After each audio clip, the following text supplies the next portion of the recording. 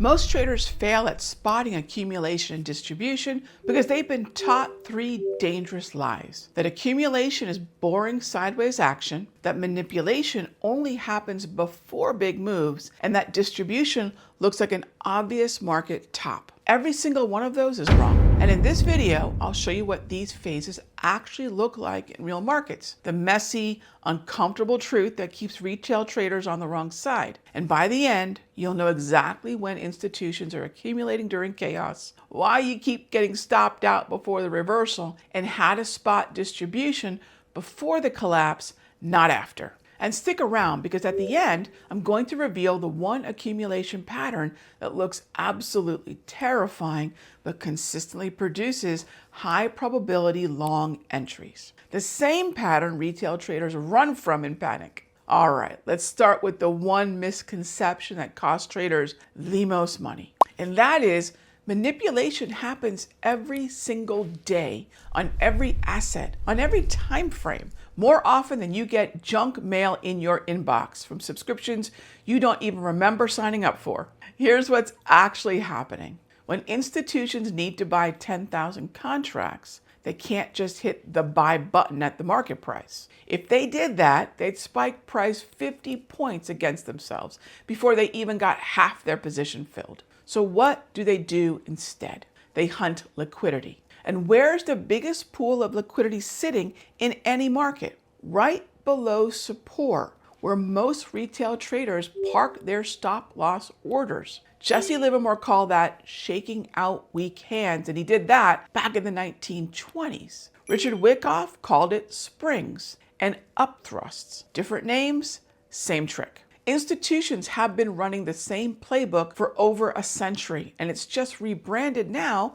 as liquidity sweeps and stop hunts. Every support test, every resistance rejection, every range-bound touch you see is manipulation in action. Here's the perspective shift you need. Stop thinking they're out to get me and start thinking, where would institutions need liquidity to build a position? Because heads up, manipulation isn't separate from accumulation or distribution. Manipulation is how accumulation and distribution happen. During accumulation, they manipulate price down to scare you out while they're buying. They don't want the competition. During distribution, they manipulate price up to attract your buy order while they're selling. They want you to chase that momentum higher. So how can we trade with manipulation instead of against it? There are three setups worth studying. The turtle soup strategy, where you trade the liquidity sweep rejection. The Judas swing, or time-based stop run, which happens at major session opens, when price moves in one direction just to trap traders before reversing. And the silver bullet setup, or fair value gap setups, which are most commonly 3 crows and 3 soldier candlestick patterns, which use specific time windows when algorithmic repricing occurs. I'll break these down in future videos, but for now, the key takeaway is this: mark your liquidity levels. Expect price to hit them and enter after the sweep completes, not before. Now, if you're finding this breakdown helpful, or if this is starting to click, hit that subscribe button. I break down institutional trading mechanics like this every single week, and you don't want to miss it. Because here's where most traders get destroyed. Right after they think they figured it out, they think they can spot distribution by waiting for some obvious market top pattern. Let me show you why that seldom works. The problem is that retail traders think distribution happens in 2 or 3 days at the very top of the market. Some clean,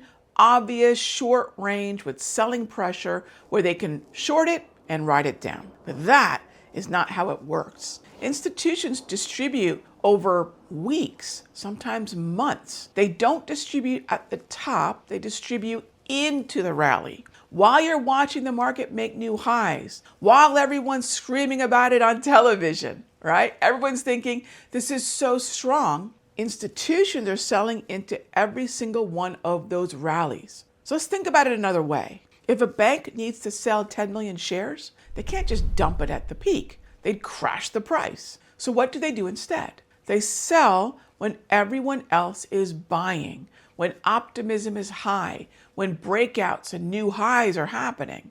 Retail traders think, oh yeah, this trend's going to continue forever. This is called distribution into strength, the market's version of smiling while slowly backing away. Institutions sell into every new high. Retail traders keep forcing price upward, and volume spikes while the momentum is evaporating. You won't see as many higher highs. You won't even see higher lows. The chart prints look like the market wants to break out, but the engine is running on fumes. Retail traders completely miss the point. They keep buying, but institutions see that perfect pool of liquidity and they keep selling. By the time you finally spot that obvious distribution pattern, like the double top or the head and shoulders, big money is already out of their position. The collapse that follows isn't distribution. It's the result of completed distribution. So what should you actually look for? First,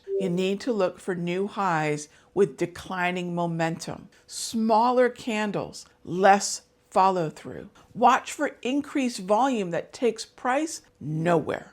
That's institutions selling into retail buying. Also look for multiple tests of highs that fail to really break out and follow through. Each test is another distribution event. And pay attention when the news is overwhelmingly bullish. That is usually the top. And that is when retail is going all in. That's exactly when institutions want to exit. Here's the bottom line. If you're waiting for obvious distribution, you're already too late. Nothing is obvious. The best shorts come after distribution completes, not during. So if distribution doesn't form that neat, picture-perfect, well-chosen example that you've seen somewhere, you better believe accumulation just isn't some calm, sideways, narrow channel either.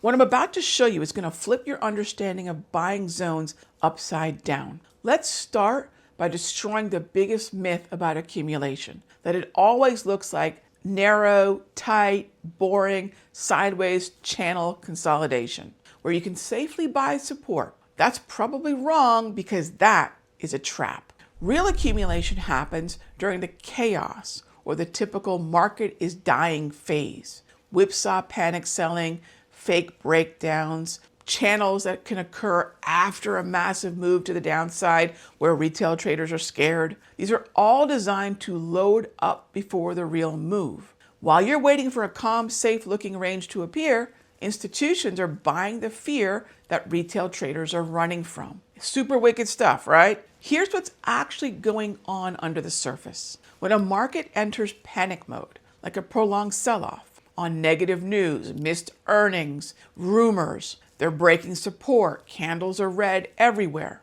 Retail traders sell, they quit, they capitulate. They sell to stop the bleeding. And that wave of panic selling creates exactly what institutions need. It's called sell-side liquidity. And the better, the bigger. Think about it. If a fund needs to buy $100 million of an asset, it can't do it when the market is calm and no one's paying attention. There's not enough volume. But during a panic, they can absorb all that selling without pushing the price up against themselves. This is why the best accumulation setups look really terrifying.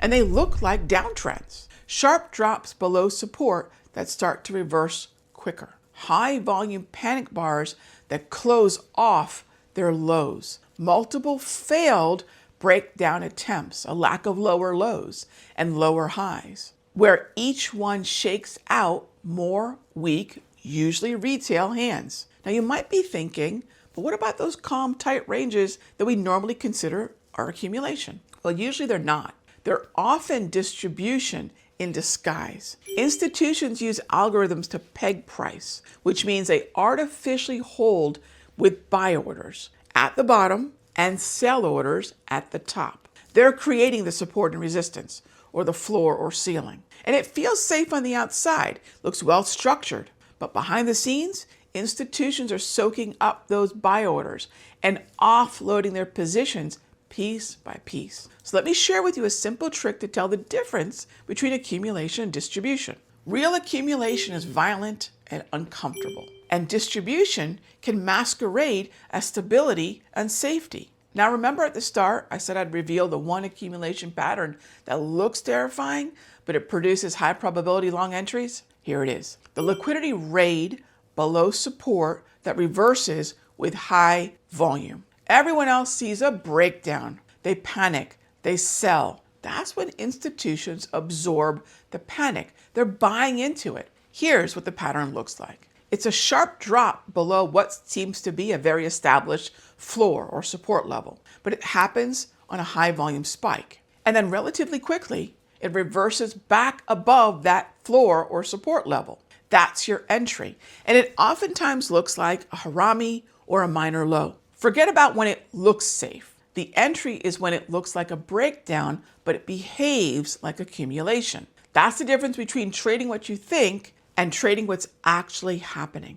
And remember, the best accumulation happens when there's blood in the street, when there's already been a sell-off, that the news is so negative that retail traders are selling, not when everything feels safe, not when the news is positive. Now you know that the market is a cyclical engine designed to aggregate and distribute liquidity. That's buying and selling. And once you understand this cycle of buying and selling, you stop being the liquidity, you start following that big money flow. Now, what separates traders who understand this conceptually from traders who actually profit from it is this: execution and real time. Because when that liquidity rate happens below support and your heart rate spikes and the news is so negative, theory, sanity goes out the window. And you're probably going to freeze, doubt yourself, question what you're seeing. And finally, you miss the entry. That's where my live trading community comes in. I review these types of entries, talk about the patterns and the volume, and I show you exactly what symbols I'm looking at, exactly where institutions hunted liquidity on the charts and the patterns that are usually left behind. So you can finally stop guessing and start trading with intention, with process, with a plan. Now, if you want to keep building on what we just covered together, I've got another video for you that drives even deeper into these setups. It's right there on your screen. So check it out, trade smart, watch the liquidity, and I'll see you in the next one.